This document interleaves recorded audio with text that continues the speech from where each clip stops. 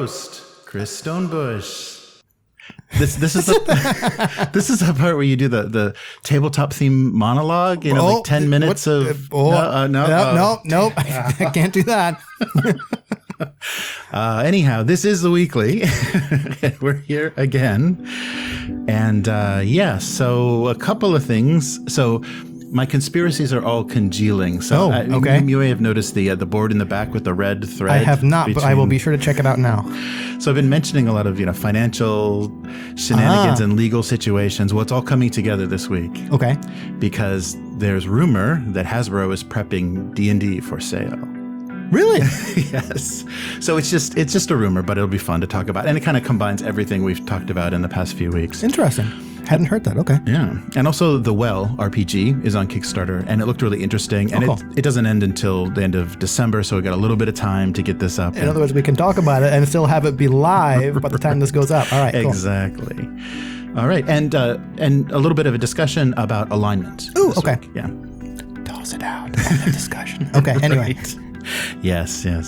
So let's start with The Well. So The Well RPG is a new Kickstarter, and so it's an original tabletop setting and system, and it's based on the idea. So the setting is Bastion, the Last City. Okay. And the dungeon, or where people will be adventuring, is The Well. So this kind of infinitely deep, dark tunnel that just goes straight into the land. And the characters are grave diggers. Okay. So I guess they could have called them grave robbers, but because they're probably working for the city, it's grave diggers. They're kind of morally correcting it a little bit. Well, you might get to it, but I also wonder if it's because the idea of doing Indiana Jones style, let's take these other people's stuff and put it in a museum, is becoming unpalatable. Yeah, that's so true. Grave robber implies you're going to take things that aren't yours. Right. Grave digger just means we're going to keep on digging, right? Yes. Interesting. Yeah. So for grave diggers, life is different. People look at you askance. Oh, I don't know. It's great. People look at you askance, possibly because of your habituation. Geez, the vocabulary is killing me here. Your habituation to violence and your growing collection of scars. And that might be why you spend a lot of your time in the Broken Shovel, a bar on Bastion. So your adventurers are grave diggers, and basically the enemies, or the well, is populated with undead. Yes, the animated dead, as they call them. So the thing that they are pushing pretty hard about this game is fast character creation. So the character creation sheet actually has checkboxes. Okay. So you kind of choose things, similar to like a Monster Hearts or something. You're either checking something or crossing something out that describes you. And it's a six-sided D6 system, six-sided dice. So you're meeting or exceeding a target number. When you first said The Well, I was wondering if the dice mechanic was going to be like a die pool, because I've seen other games called like Pool or whatever, and I'm like, pool is kind of like well. It makes sense to be a dice pool system. Yeah, well, the little bit different. The system sounds interesting. It was something that I actually was thinking about, like, why don't people do this, or why hasn't this been done? So when you start your turn with 2 dice in your actions, and each of those dice represent a separate action, so they can be rolled together, so you can use both, you can save both, or most commonly use one and save one for later. So I like the action economy also being a dice economy. So you have a number of dice and you spend them, and you can also get extra dice for assisted action or higher chance of success. Right. And I like the idea that if in a real dangerous situation and you have 3 or 4 dice to roll, you can roll them all to all but guarantee that you're going to get past. Yeah, so it's a resource that increases your chance of success, or you can kind of lessen your chance of success to attempt to do more things. Yes, right. Yeah, so the roll of a 1 means a complication or bad thing, like a failure. And and also they talk about Gambits. So Gambits are what give you extra dice. Okay. And so throwing your shield at the enemy as a distraction, or different unexpected player choices will give you a chance to roll an extra die. If you're going to do something that's kind of work in your disadvantage, you'll get an extra ability. Interesting. I'll have to go check this out because it does seem interesting, and the setting actually seems kind of interesting too. For some games, I like things that have a pretty narrow focus, and it's like, hey, here's a last city, you're all grave diggers.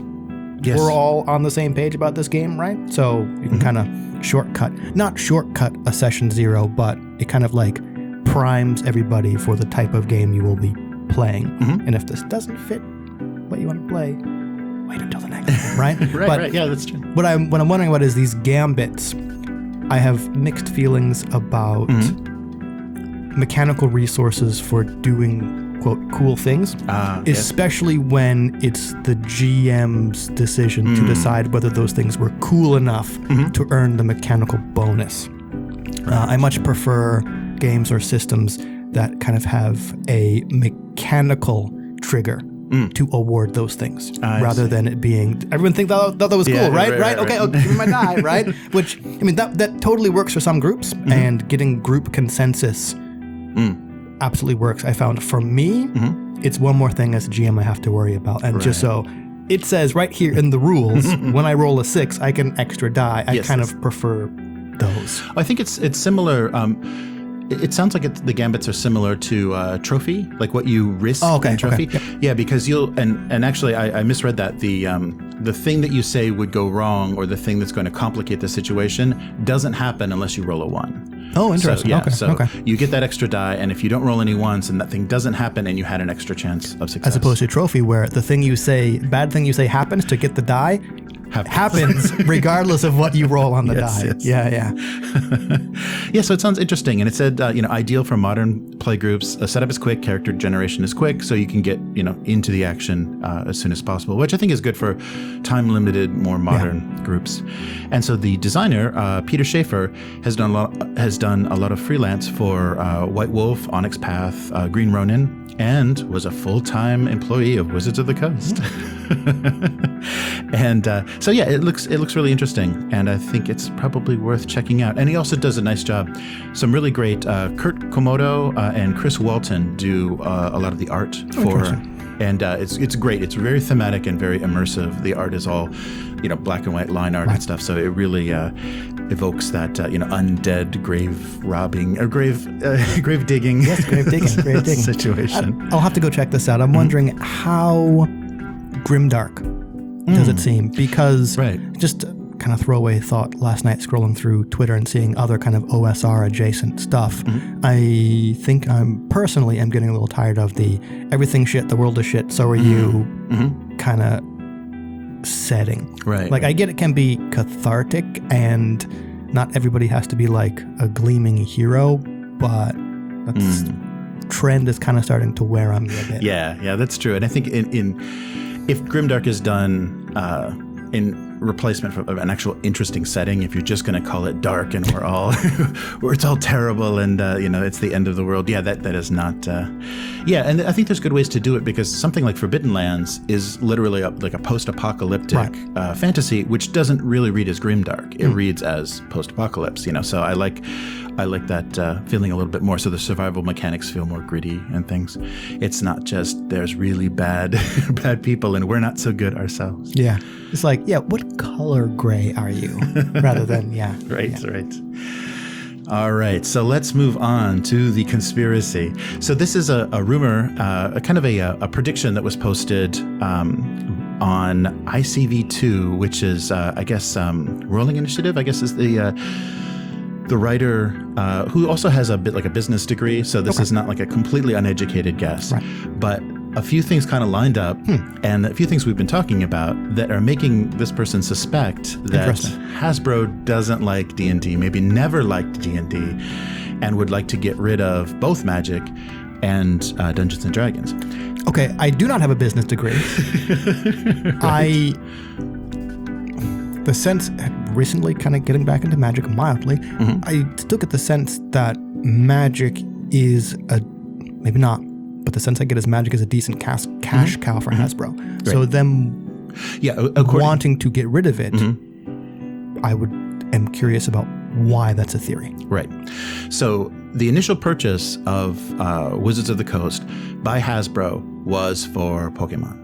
So that happened because they wanted that property, because they wanted to produce toys, they wanted to support that whole universe. Nintendo took the license back, and those games are produced, I think, by Game Freak or whoever does the actual, or like maybe there's a Pokemon LCC or whatever LLC that does that. So their main motivation for Wizards was that big property, access to that big Nintendo, which they don't have anymore. And so that being the initial interest in it, and seeing that now they're left with Dungeons and Dragons and Magic. And the recent, like we saw with Hero Quest, the recent kind of shifts that they're making to push Avalon Hill forward as their board game label, like to kind of bring them close and brand a lot of their board games, kind of going around or over or away from Wizards in any, because, fantasy, Wizards of the Coast and fantasy for Hero Quest would have made sense as branding, but it's branded Avalon Hill. Oh, is it? I hadn't noticed that. Yeah, that was an interesting difference. And so people are seeing that. And even that Adventure Begins D&D board game is branded Hasbro. It's not branded. It may be co-branded Wizards, but it's also branded Hasbro, which they haven't done with previous board games. So this, plus the 2 lawsuits. So we've talked about the Dragonlance and then also the Gale Force 9 that are just Wizards stopping payment, or maybe Hasbro telling Wizards to stop payment, right? And I think basically it seems like with the Dragonlance lawsuit, it's like, we're going to sue you for $10 million. You're probably going to settle this, but this is our starting price that we're going to negotiate from. So we're talking 7 figures if you want to buy us out of this contract. It really looked like that. And so these 2 recent stopping payment, not saying they're not violating the contract, but things aren't moving forward, made this person rather suspicious. So if Hasbro wants to shop the company around, it would be much easier without these outstanding contracts from WotC. So to pay them off, get rid of them, and just, kind of terminate those 2 kind of commitments. That's what I was wondering, because those 2 lawsuits come up. Who would want to buy Wizards of the Coast with those 2 outstanding things? So it's going to be like, the assumption is that either Hasbro or WotC is going to have to pay those off so they disappear, and then WotC will be more appealing to potential buyers. Yeah, so that's interesting. And so the writer pointed out that the final sign, or the thing that will really let people know that something is going on with, especially the D&D brand, with Wizards, is if WizKids loses their contract, because they're producing the pre-painted miniatures. Right. And so if that goes away, then it looks like they're trying to make Wizards as portable as possible. Oh, wow. Yeah, but the things that kind of go against this, that's a really fun, and if you play this out, the fun part of this is, there's nobody rich enough to buy them, so it might be like an equity management or one of those, investment firms that seizes them, breaks it up even further, repackages it, and sells it. And so, in the funniest of all realities, Paizo buys Dungeons and Dragons. I didn't see that through line, but So that would be. I wonder if they would though. I don't know, because they've spent so much time distinguishing their IP. Yeah. Right. It's the same fucking game, but whatever. I was wondering what you would break WotC up into. Actually, I don't know anything about the video games, and I don't think they own any video games. They probably just license the D&D IP, which is what I don't know, to video game developers. So you have Magic and D&D. Right. Unless WotC has other stuff. But I don't think you could break it up any farther than that. No, I don't think so, yeah. And I think when I was putting together our who knows when we're going to do it, random card cube draft, I looked at a chronological list of all the Magic sets. Right. And they had, or whatever site I looked at, had future ones that had been either teased or information was out. And it looked like there was some kind of boxed set or something where Magic cards, it actually said, the set said, Dungeons and Dragons, whatever something, where it's like, here's a set that is going to be set in... I can't even remember the main part of the Forgotten Realms because it's so fucking boring. Sorry to all the listeners who like D&D, but it really is. It's like bog standard fantasy. Anyway, I think there was going to be something really heavily connected to D&D in a Magic set, because we had already seen the release of... Was it Ravenica? Yeah, the source book. The Ravnica source book or Ravenica. I forgot how to say it. I'm sure it's... Yeah, which I'm actually interested in looking at, but not $50 hardback interested in looking at. Well, I'm sure there's some good art in it. That's what I probably sourced from the cards, which is not a knock on the artist at all, because Magic art is generally speaking still pretty good. Oh yeah. Wow, that was a backhanded compliment. Didn't really mean that. Yeah. But so, and that's interesting. So the things that kind of go against this and kind of dispel this, but it's just fun to speculate, are that the last financial report, Magic the Gathering was incredibly strong for Hasbro, and especially the digital version. Oh, really? So the convenience of the digital version, they've just got like millions of players now, and it's on every platform, including mobile. So even video game consoles. Yeah, right. Yeah, so they're seeing really good performance with that, and this whole year, everyone being kind of locked down and quarantined and things, digital has been served them a lot better. So I'm not sure about D&D's health, but Magic doesn't look like it's going to go anywhere because it's something reliable. And they don't really have, they have like digital versions of Monopoly and some of their board games and things, but I don't know if that brings in the same number of players that and the kind of constant competition that Magic would. I think that would, deck building and everything would really. It's not like you have to update your Monopoly box every year if you want to stay current with standard. That's true. No, like I had no numbers to back me up, but just kind of that was the sense I got. Magic was not the linchpin, but Magic was still bringing enough where it kind of kept Wizards afloat. And so by extent, Hasbro seeing that money, why would you cut off that revenue stream? Right. Yeah, and I bought Magic cards for the first time in like 10 years. Yeah, me too.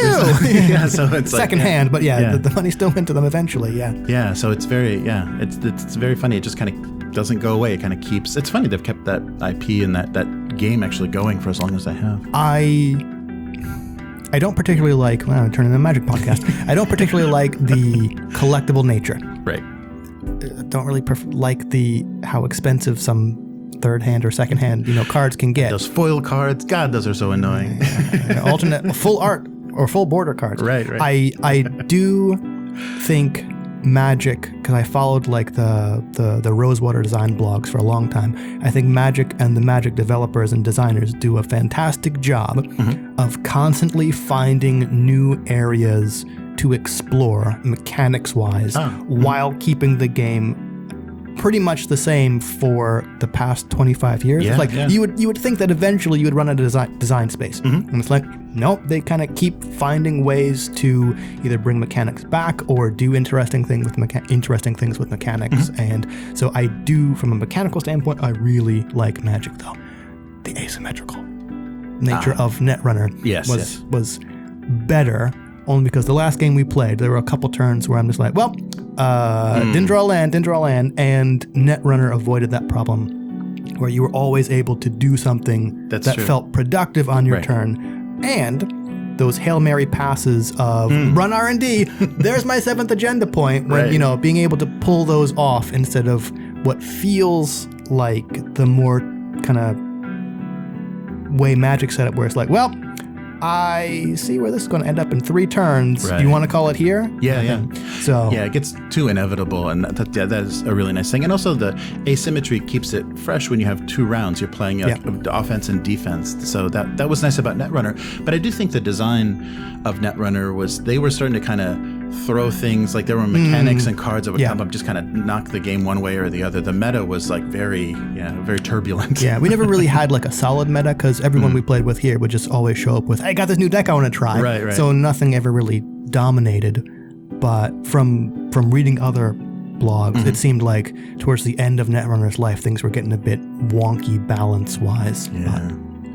Yeah, so that's too bad. Well, someday maybe we'll see a resurrection.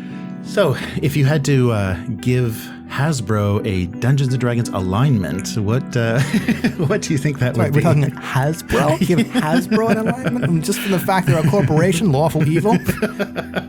Perfect. Yeah, so for our discussion, I thought we would talk a little bit about alignment, and mostly because it doesn't go away? Right. It just keeps, it's persistent. And I think when we went back to play 5e again, or when I tried 5e for the first time, that was the thing that really stuck. The character creation was great. The backgrounds, I liked what they did with 5e, and then we got to alignment, and I'm like, yeah. This sacred cow that hasn't been killed in however many years. 40? Yeah. So I was surprised because I don't remember that from, earlier days of D&D. I don't remember alignment, and maybe it's just because I've changed my thinking as a little more nuanced and gray, and it was easier just to say, we're good guys or I'm a bad guy. Yeah. When you were back in the day, the alignment was what, good, neutral, and evil, wasn't it? You only had that one axis. Yeah. Right. So and this was kind of sparked by Wizards of the Coast posting a alignment quiz. Ooh. Yeah, so this was Is it basically, are you good, evil, or neutral? Right. So it's like a Cosmo quiz, for your D&D character. So you're supposed to take this. So it's a test to decide your character's alignment. So you read through this test and answer the questions as you would be role-playing your character. So then at the end of this, it'll tell you are... Yeah. Is there a bit about turning a turtle back over on its back or something? Probably, no, yes. that's a test if you're a replicant. Sorry. That's right. You see a magazine. Yes, so that's right. Have you ever taken this test yourself, Hasbro, or was it podcast? I'm going to have to go take this now. Yeah, so I'm curious, about how the outcome. It's quite a few questions. It's like one of those, trying to get a retail job in a warehouse, and how do you think stealing is okay, never okay, always okay? But it's a little dated. It came out in 2000, so I think some of the questions might read a little rough or not quite have the sensitivity that they could, because there's questions about family and relationships of friends and family. Romance is the option. Community. I have no family. They were all killed in a fire or something. Right. Yeah, that's the classic. Lone wolf. Right. So, so I don't know. So what are your thoughts about alignment and that kind of 9-box system? Yeah. Biggest thought is I think there are better ways to describe character motivation, and I think it's kind of like a holdover from a previous era of the game that people have kind of moved beyond. It ends up being problematic when I'm going to phrase this incorrectly. I think when you have universe-wide sort of concrete points of X is good, Y is evil, this is chaotic, and this is order. If you have those universal truths in the setting, that kind of becomes problematic, especially when you tie certain races. Yes. They say, they tend to be whatever. Right. I think it probably came out of the idea that D&D characters are heroes, and heroes need villains to fight against. Right. And it's a lot more palatable to say, we're the good guys. Yes. Because there's some cosmic law that says they're evil, so it's okay to go beat them up and take their stuff. Right. Yeah. And so the D&D setting, they describe it as the alignment system is a mix of fantasy elements, medieval ideas, and epic myth as seen through modern eyes. So trying to kind of get those ideas, some of those older ideas and quantify it in this D&D world. But when you're all just looking for loot in the underground, who is good exactly? Yeah. And they also talk about even lawful good. You wouldn't consider a paladin to have to be lawful good because his devotion isn't to this great ideal; it's to the church and to the following, to his order and to chivalry. Right. So it's more of a knightly order. So that doesn't even really fit in the alignment scale. Yeah. Well, I think it's a bit more useful when it's not tied to some kind of cosmic truth. Yes. Because if there's a cosmic truth of this is what constitutes lawful good, well then it's real easy to decide your alignment because do you do these things? No. And if then you kind of get to personalize, if you kind of I'm saying this wrong, but if you kind of generalize, lawful good means you try to follow the rules and you try and do what's best for everybody. Then that's easier to understand why the character considers themselves lawful good, even if they're doing other stuff, right? Or why the character considers himself chaotic, evil. It's a bit more like, I was going to think the 5 colors in Magic. They kind of have, things they are about, right? Which I guess are cosmic truths. So that analogy doesn't work at all. Just ignore that bit, right? But I mean, you kind of have the idea of like you brought up the paladin, kind of the classic asshole character who like won't do things, right. or is constantly reminding everybody to be good. It's like, why are you adventuring with us again? Right. You know, okay, as the player comic relief, okay, that totally works as long as everyone else at the table wants to do it. Right. But I guess that leads to the other kind of potential issue of players acting like dicks at the table because it's what their character would do because of their alignment, right? It's like the chaotic evil rogue stealing from everybody in the party because, I'm just playing my character, right? Or it's the chaotic neutral sorcerer just firing fireballs off like randomly every which way because, I'm wacky, I'm chaotic neutral, you know? Which, that's not fun. Yeah, right. And it's not a great guideline for role-playing. I mean, I think if that's initially what it was supposed to be, I don't think it works well. And there's much better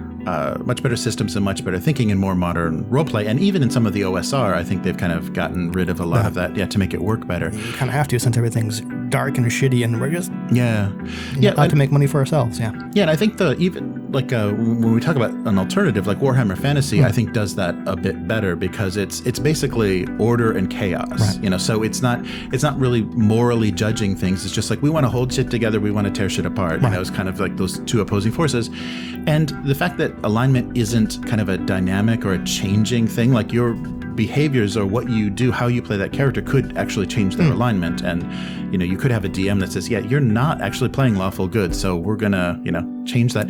Back in the day was like, you're not actually playing lawful good, so here's that 10% experience penalty. You don't get any of your daily spells because your god is angry with you. And did I mention that I'm a real vindictive GM? Yeah. I think that's what it was back in the day. Yeah. It was a stick to basically force players to play their characters a certain way. Right. Yeah, so we'll see if they because they're already abandoning race and they're already kind of changing interracial. Well, I mean, I think they will. I think 6th edition will not probably use that word. Will there be a 6th edition? I think it's sold off. Yeah, right. But in the Tasha's the new release, they're just kind of the racial benefits or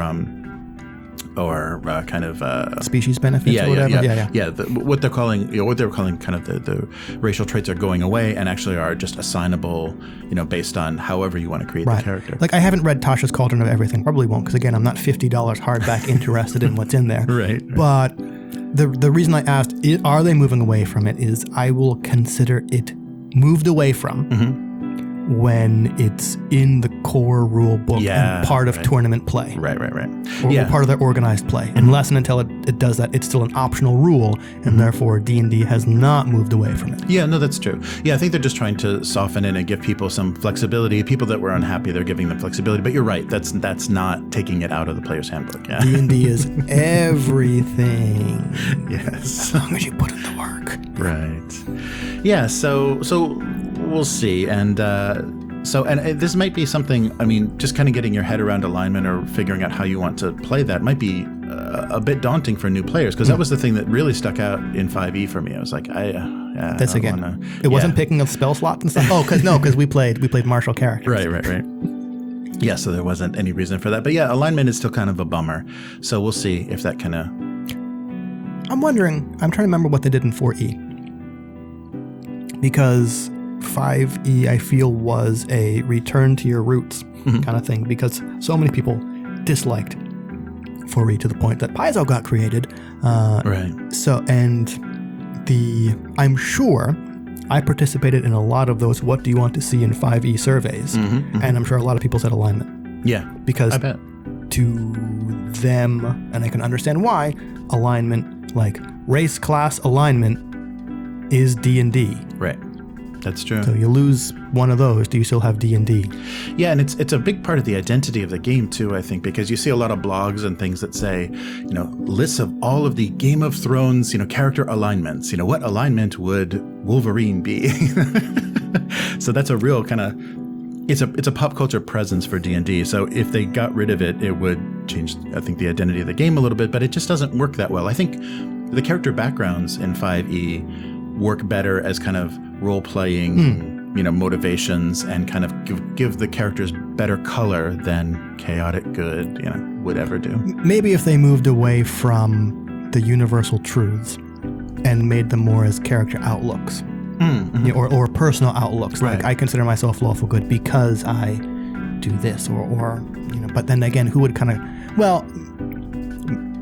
maybe you wouldn't classify yourself as evil, and it kind of gets into this potential discussion of, is alignment something that's actually in the setting, or is it only kind of like a game tool? Like people who we are generally regarded as evil don't normally kind of see themselves as evil, right? Yeah, that's what the discussion with evil races gets complicated, because they don't consider themselves evil, so they're good. So you're not, so it's only this other perspective, if they're looked at as the other.